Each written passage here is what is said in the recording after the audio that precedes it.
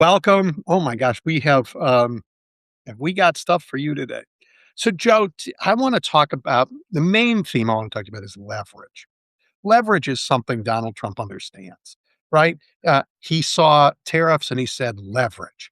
I can hold these over people to get what he wants. He saw, oh, I have this tool. I can say law firms don't have security clearances. I can get what I want from them. Hey, partner, can I interrupt you? Only because I want to do this. By the way, hello, everybody. This is Edwin and Joe again every week. We love this. Hit those red hearts. That like opens up something on Mars or Jupiter and it expands our reach. Give us some love.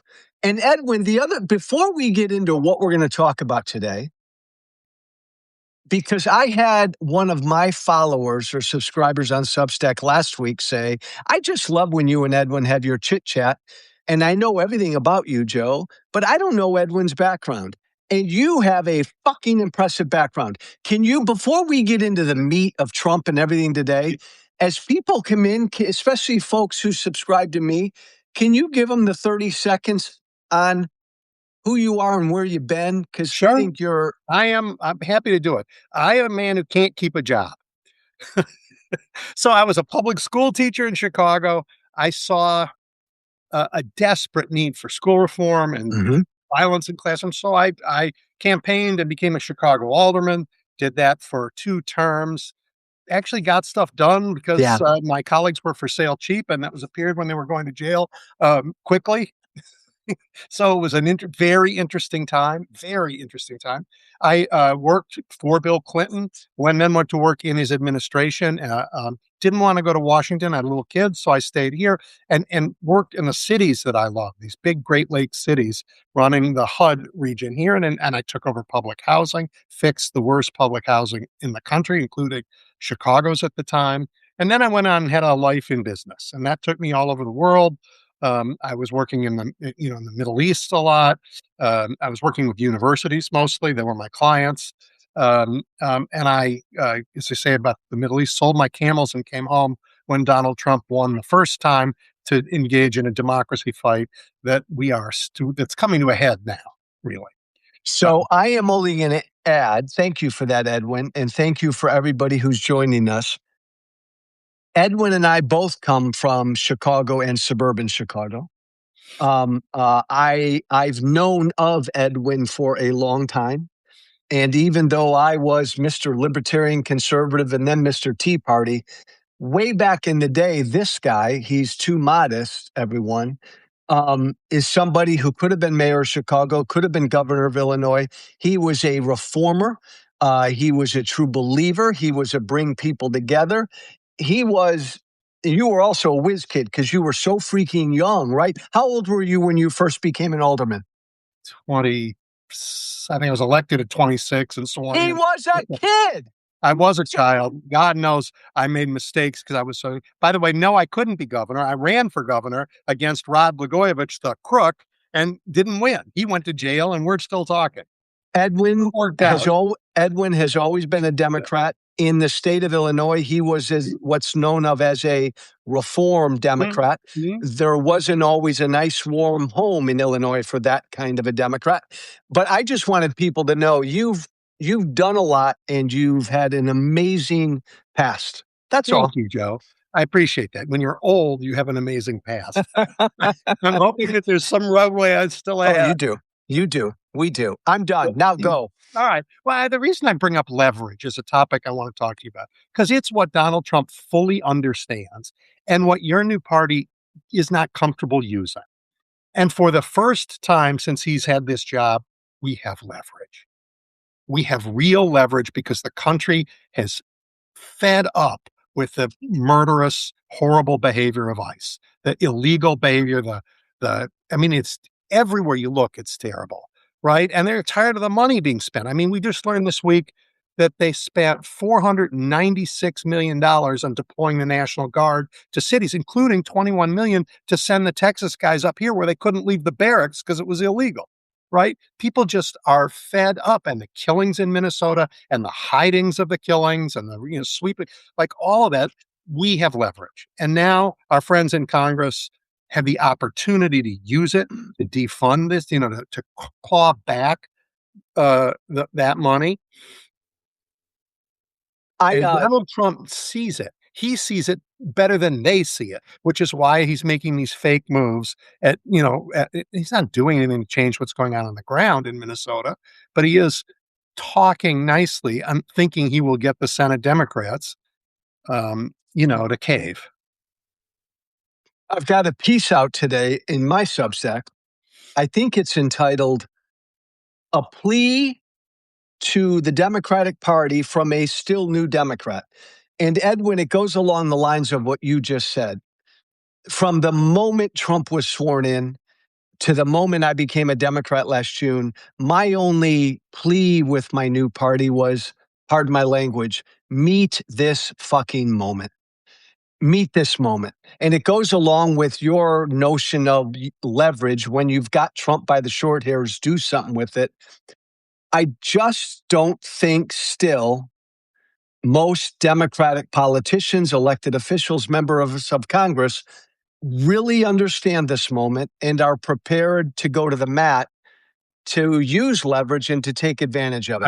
I agree with you. I mean, And I and in part go. because even if they understand it, they'll get distracted because he's really good at changing the subject, Oh, and they will lose the power that they've got in this moment. you're too nice to our fellow Democrats. They'll also get weak-kneed. I was on CNN last night and we were talking about, the new Alex Preddy video and what does that mean? And we were down in the weeds. And I said, stop for a moment. Think about the big picture. Think about where we are right now. Our federal government, in essence, declared war on an American city. Now, they did to a degree to your town of Chicago, but right now they've invaded Minneapolis. They have parachuted almost 4,000 federal agents into that city. They've 10 been, times more than the police force there. thank you. They've declared war on Minneapolis. When you think about that, when you look at it like that, and we're not even into yet with no explanation from Trump, with he's declared war on Minneapolis, Edwin, with utterly untrained, ill-prepared Border Patrol agents and ICE agents, Mhm. and we're seeing that play out. So when you look at the big picture, I just worry that Democrats don't see the big picture, so they don't understand this moment, and so they won't do what you would like them to do. Well, you and I are both Democrats these days, Oh, yeah, that's right. We but Democrats. and if we were there, we would be saying, not only no, but we're going to pass a bill in the Senate that's going to force it to go back to the House, and we're not going to say yes until that money is clawed back because we will not let this administration build concentration camps across the country, which is funded in the beautiful bill. We will not let them have the biggest domestic police force of any democracy ever, that this man can use. Won't let it happen.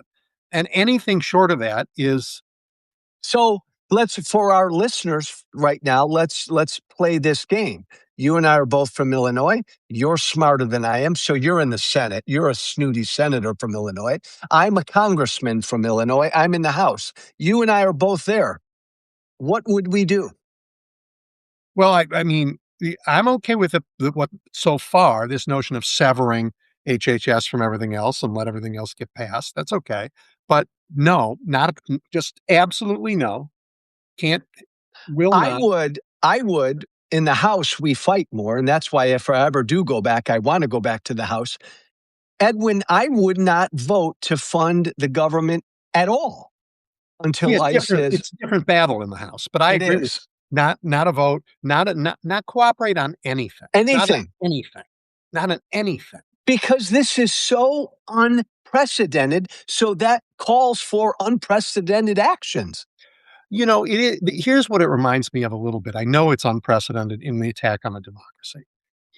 Um, in early 1960s, we Yeah. had the church bombings. We had those 4 little girls murdered in that church in Birmingham, Alabama, and it catalyzed America. We saw poll numbers in America change like they're changing now, right? And the country said, you know what? I think it's time to do something about civil rights with respect to Black Americans. Um, if Congress then had said, if the we'll be okay with the status quo. All you have to do is stop bombing churches with little girls in it. It would have been an enormous betrayal of America and our future. That's where we are right now. If the members of Congress say, you know what, we'll give Trump the concentration camps. We'll give him but he just has to stop murdering American citizens in the streets. That's a betrayal. It's just as big a betrayal. I love Is that it gonna be? example, Edwin. I love that example. So if Democrats, I mean, right now we have heavily armed, untrained, lawless, masked federal thugs on our streets, Angry and afraid. angry and afraid. They are assaulting and killing immigrants and Americans. And They being are protected by Pam Bondi and the Justice. complete immunity. They are stomping all over the constitutional rights of everyone. So that's going on right now. And if the Democrats then try to work something out where let's get Republicans agree that they got to take the masks off, but they can still keep doing everything else. What the fuck? I agree with you. It's a total failure. They have to go for it all here. That's it. This is a moment where they owe our past and our future that they reach back and grab hold of the things that we value so that it'll go on in the future. I mean, for gosh sakes, a judge appointed by George W. Bush this week found that ICE has since January 1st, I mean, we're still in January, has violated 96 court orders. They are lawless. Lawless.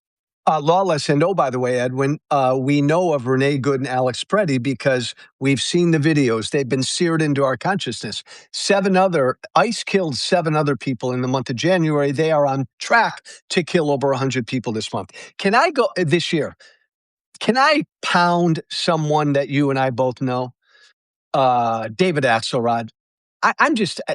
I do a lot of TV commentary, Yeah. and he does too. And he's from another freaking era. So he goes on CNN and says, you know what? Abolish ICE. You know what? Democrats don't say that. Blah, blah, blah. That's just like defund the police. I very respectfully slapped him. And I want to know where you stand. Defund the police. Whoever said that, that was stupid and wrong. Yeah. Abolish ICE is not defund the police, primarily, Edwin, because most Americans do not view ICE as law enforcement. They're not. They're the antithesis of that. I'm a conservative. I would abolish ICE tomorrow. And if I were running, I would say that. Where are you on this? With Axelrod or Walsh? David's an old friend. I Love know, I David. know. But I think that yeah, I'm with you. But I think we have to be if we're going to do, we have to be really clear. Customs and border protection is really that. I mean, if we're going to do the abolishing, the ICE crowd and where the lines are in there, we have to take all of this enforce whatever it is anymore, and take it back to the studs and rebuild the house. Just take Agreed. it down and rebuild it. We need Like, I don't think this agency with these agents can be reformed. no, I want there to be a customs and border enforcement, right. just not this start over, as you And, say. and I think that the experiment that we did after 9/11 with Homeland Security, we now see failed. And I think we have to say it was a failure and get rid of Homeland Security. It's too dangerous to let it be corrupted, which it has been. Oh, I'm with you. You and I would be in the minority of both parties. I'm with you, though. We need to. We can protect our homeland without giving a But weapon. you, politically, Edwin, Axelrod worries that abolish ICE is like defund the police. I think they're utter opposites. I agree with you. Okay. I agree with you. And look, I, yeah, I mean, David helped me get elected one time. I know. But I gotta say, the counsel that has been given to Democrats is Too afraid, too cautious, too careful, too 1990s. yes, just too precious. No, like, it's just stupidness. Precious. I was looking for that word. You're just like, are you kidding me? The gloves are off.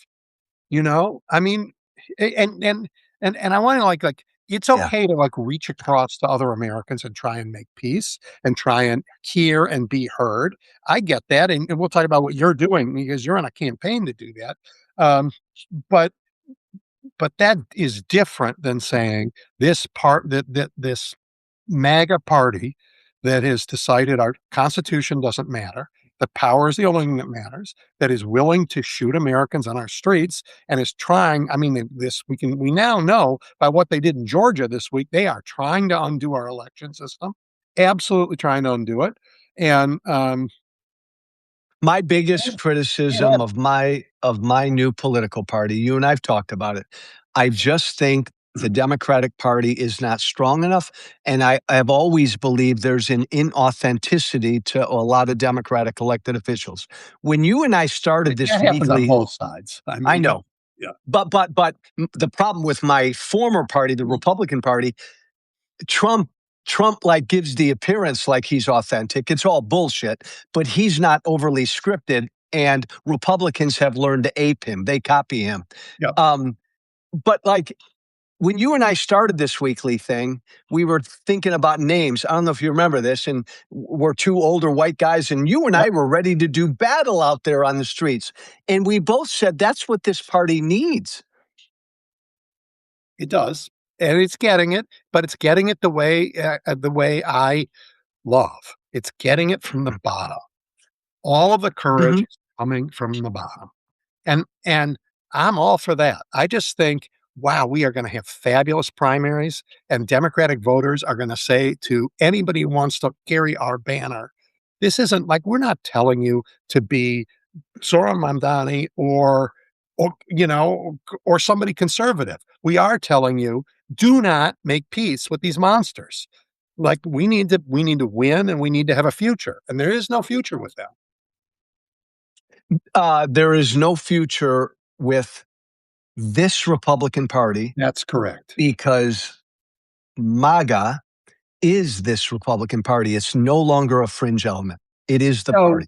Joe, let me get your take on this. Ah, The US Embassy in Copenhagen this week took down 44 flags that were meant to honor the Danes who died fighting beside us after 9/11. I mean, like, who does that? Like, who does that? um, the the biggest crybaby in the history of the human race, Donald Trump, the same guy, Edwin, who because he still can't get over the fact he lost in 2020, has ordered the FBI to go down to Georgia, raid an elections facility, and grab a bunch of stuff to investigate a 2020 stolen election.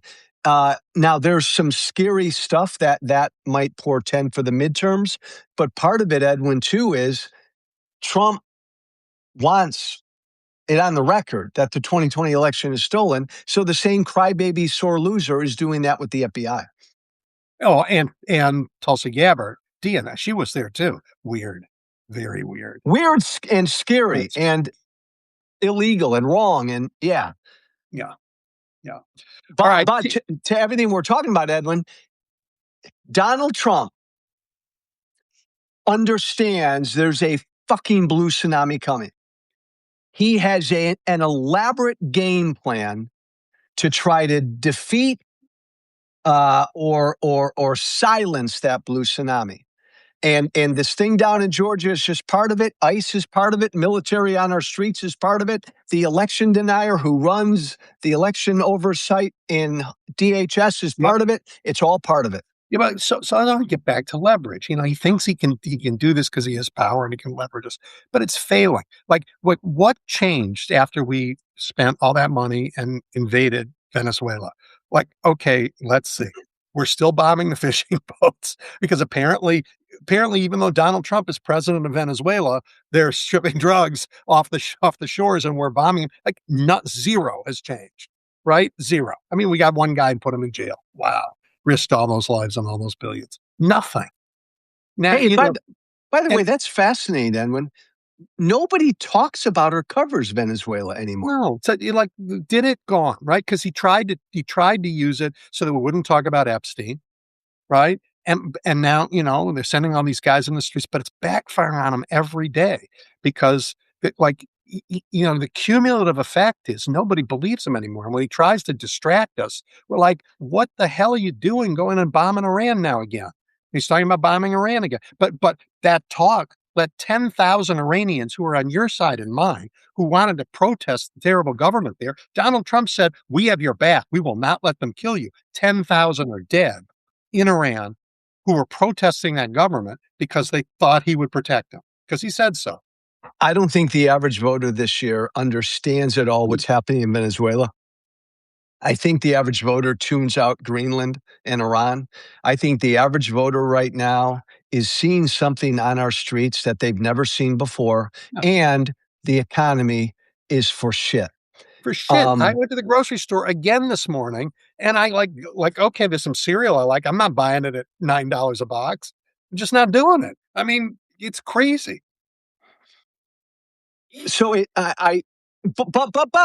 but every poll says the same. Voters don't like either party. The Democratic approval numbers are even lower than Trump's. On most of the major issues, Trump still scores higher. I think Democrats are going to win the House this year without lifting a finger, maybe the Yep. Senate. That's not what I'm saying. But Democrats have real issues. And that's why even this year, Edwin, I think is still in play. I hope not. And I think the candidates, I mean, again, Yeah, you guys spent a lot of time when we were one of them wrecking the Democratic brand, and the Democrats helped completely. for sure. Um, and the folks in Washington are the last place that are going to figure it out. But I am Do you proud think of the us. brand is still wrecked? Do you think the I brand think is the still brand's wrecked? underwater a little bit, sure. Yeah. But it's different when you ask the question differently. If you ask about Democrats locally, governors, mayors, local candidates, you get a different feel. And I just think, the closer you get to where the rubber meets the road, we're doing better. And this year, that's where the truth is going to be found, not in Washington. I'm like, I, I continue to be amazed and proud of our country, Joe. I mean, I'm looking at some of the comments that are going by, and people like your society is such a mess. It's always complicated here for sure, and we are in the most troubled political time we've ever been in. But Mhm. ordinary Americans are pouring out of their houses, and then this isn't organized or paid for. They're showing up. They're showing up all over the country, not just in Minneapolis, but to support them. And they're proving they are willing to die for this democracy. You all gave voice to this, and Chicagoans showed this when ICE laid siege to Chicago a few months ago. Yeah.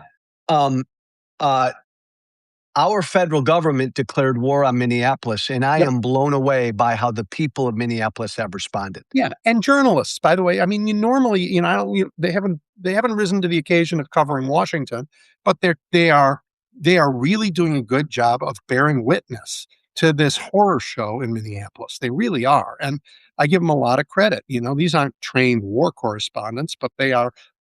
With their trunk of the cars have gas masks in them, and they're showing up, and they're getting these images that are making a difference in America. Citizen journalists, Edwin, imagine if we didn't have the videos of the Renee Good killing and the Alex Preddy killing. Well, we'd be told they didn't happen.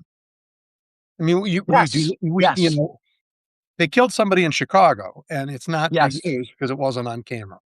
Yes. And by the way, we have never yet found out who pulled the trigger. Don't know. They're hiding it from us. Won't tell us. We're in court. We want to know. I suspect it's the same shooter in Minneapolis, and they didn't do anything about it. And that's why they won't let us know. They're just terrible people. All right, wait, take a minute, will you, and talk about your what do you call it? A reconciliation tour? What do you call this thing that you're doing? Um, uh, we will be launching the nonprofit in about a week and a half. Here's what I'm doing. And you and I are brothers and we have fun with each other, but 7, 8, 9, 10 years ago, you'd have been yelling at me and reading me the riot act. I was a divisive right-wing politician. I helped to divide this country. I've been on a mission ever since I left MAGA and the Republican Party 7 years ago to try to do something about this. Mhm. So last weekend, we put 70 people from Columbus, Ohio in a room. We locked the door. And these were people from far right to far left and everywhere in between. And for 2.5 hours, we had a conversation. Not a debate, not a fight, not an argument, a conversation. And it got heated, it got contentious, but always respectful. Edwin, it just goes to like, if if we stay on this road of hate, where we hate the people we disagree with, I don't care who's in the White House. Columbus will launch the tour. Every 2 weeks, I'm going to go somewhere in the country and do the same thing. We're filming these conversations so Mhm. we can put them out there so that we can model how to do this and people can start doing it on their own. It's a great idea. It's a and I don't even think, as much as I do not want to make political peace until we win, I think it is enormously helpful that we separate the partisan fight from the citizen, then the shared citizenship responsibilities we all have. And Edwin, I completely agree with that. The goal of these conversations is not to find common ground. Like we had plenty of MAGA in the room in Columbus, and immigration obviously was the major topic. And we're not going to find there wasn't a lot of common ground found, but it's just if I understand why that person feels the way they are, and I can look them in the eyes, I'm less inclined to hate them. I'll tell you what, and we'll put this content out in a week or two. But even a couple of the MAGA folk there, in a conversation, they finally got to a place where they said, Joe, secure the fucking border. I love ICE, but it's going too far. No. This is going too far. That was like a big step. Yeah, it's a big step. But look, I mean, you're right. We don't have to agree with we. I don't want to live in a country where 350 million people all think the same thing. No. Right? I mean, right, I'm happy with the diversity in America, but we have to have a system where it's safe to have very different ideas. Let me ask you a And question. yep, You and I die and we go to heaven and we're having fun in heaven for a couple 100 years. You and that's I an come interesting. back, Yeah. you and I come back in, say, the year, it's 2026 right now. You and I come back in the year 2189. So about 160 years from now. Is this country still together? One nation. I don't know, Joe, but I don't know for a lot of reasons, and one of them is that I don't know if nations as an idea survives. That's That a great weird, thought. crazy thing that technology is doing, Yeah, I hope humanity survives, and I think we will. But this notion of nations that's a few hundred years old, it may not survive. I mean, Donald Trump doesn't want it to survive. He wants to go back to sort of empires, not nations, where the one power controls a huge swath, and it's not really the idea of nations that we understand it. So there are a lot of challenges from all sides of the spectrum. It's been a durable idea, and I'm going to say something really shocking. hmm, I'm not sure I care if our nation is surviving in whatever that year is. I would like to see human freedom survive. I'd like to see creativity survive. I'd like to see this notion that these ideals that gave birth to this nation survive and agreed. grow. Agreed. And assuming the human race survives, assuming the notion Mm, of nation states survive in 160 years, I think that's what this period is all about. mm. We're wrestling with whether there still is one America. And a lot of it has to do with all of us getting along, pluralism, believing in pluralism, and all the rest. And, maybe not, but I think we got to give it the old college try. I do too. Look, this is the only nation. that was founded on the idea of equality and freedom. Now we have not we were founded that way holding our nose, because they had a three-fifths clause and a whole bunch of things that they refused to name slavery in the Yeah. Constitution, but that was all there, and women couldn't vote and, you know, I mean, but we made progress. Oof, we have made a lot of progress, and we're the only one that was founded that way, and Yeah. that progress, while it was good for us, it also was a light for the rest of the world. Yeah. It made things better everywhere, and we didn't always behave well. We definitely didn't always behave well. Um, but now we got a president who doesn't even want to try. He just says, "I don't believe that stuff."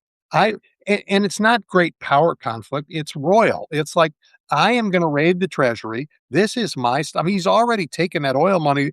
At least one of those Venezuelan boats sold the oil and put it into an offshore account. That's his account. For God's sake, that's just And theft. and because we don't have a Congress, there's no investigation into this. We have a Congress, and it's run by Republicans. And this is what they've chosen. Yeah. I love this topic, but for the next 8, 9, 10 months, we work our asses off and take back the House and the Senate.